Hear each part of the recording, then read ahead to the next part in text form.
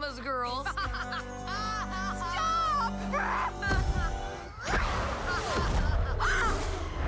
It's gonna be me. Ready? Hello, welcome back, everybody. Today we're going to be talking about Turning Red. It's a Disney Plus original that released the 11th, which was 4 days ago. And I only just got around to watching it. I worked all weekend, but I've been eyeing it, and we finally got around to it. Turning Red is about a young Chinese Canadian girl named Ming. She's just this middle school girl who is just having her daily life, right? But just because of the cultures that a lot of Asian families have, they expect everything from her. And she has to be this perfect model student, this perfect daughter, this perfect individual. And we know that for, most children, they don't really care for that. They just want to be able to have a childhood, make some friends. So she's kind of living her life at school, and all her friends have this crush on this one boy. And at first she's like, I don't really have a crush on him. But then that night she starts doodling and she starts realizing that she does. And obviously she doesn't want her mom to find out about this because it would create a huge problem. Unfortunately, she does find out. So she finds the notebook and she confronts the kid, which inadvertently just creates a lot of chaos because there's a lot of people from her school there and they start making fun of her. So she goes back to her room. She just starts saying, like, how could you do this? Like, she just starts having a lot of negative emotions towards her mom. Some emotions that she had never fully had. She just really decided not to think about it that way. She understood that her mom was being very, very kind of controlling of her and her life, but she just kind of saw it as normal. And after that night, she really thinks she took it a step too far. That night, she becomes a red panda. And what this red panda is essentially is her manifestation of very strong emotions. So whenever she has very strong emotions, she becomes the red panda. And at first, she's terrified. She's like, how could this be? What is going on? And we learn that that's one of the reasons why the mom was so protective, because it's actually a genetic thing that they have with each of the daughters.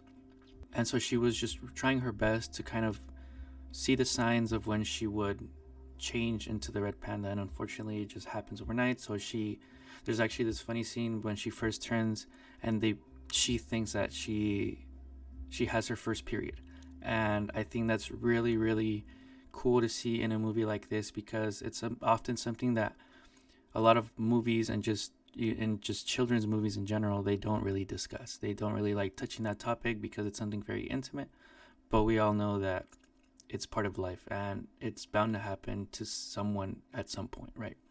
So at first she thinks that, but when she finds out, she realizes that it's not that. It's, the quote unquote inconvenience that their family has.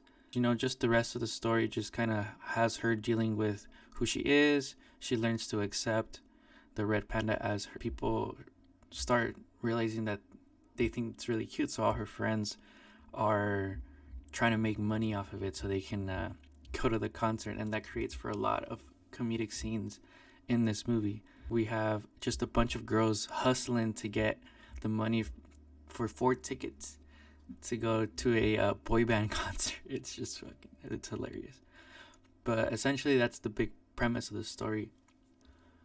Some things I did like. I enjoyed the comedy. I enjoyed the culture that they have in this movie. So I was watching it with one of my friends who happens to be half Asian, right?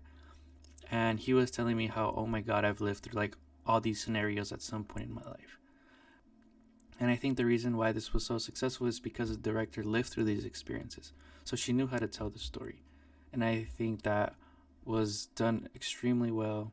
Overall, this movie was really, I don't think it was anything special, but I can't say that it wasn't worth my time. I woke up and I found myself at first kind of just thinking it was going to be a regular story about a regular Disney coming of age, and we've seen a lot of those.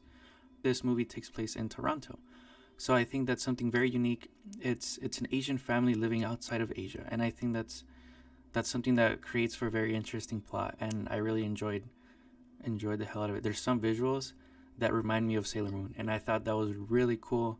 Also, I really enjoy the fact that the manifestation is a red panda because that is connected to a lot of Asian cultures, especially Chinese culture, right? And I thought their use of the panda was really well done. When we see the whole family get together and talk about, how the panda has affected their lives, I think we learn a lot. For those people who are still kind of figuring out who they are, I think it's a really good movie. These were my impressions about the movie. Let me know in the comments if you have already watched it, if you plan on watching it.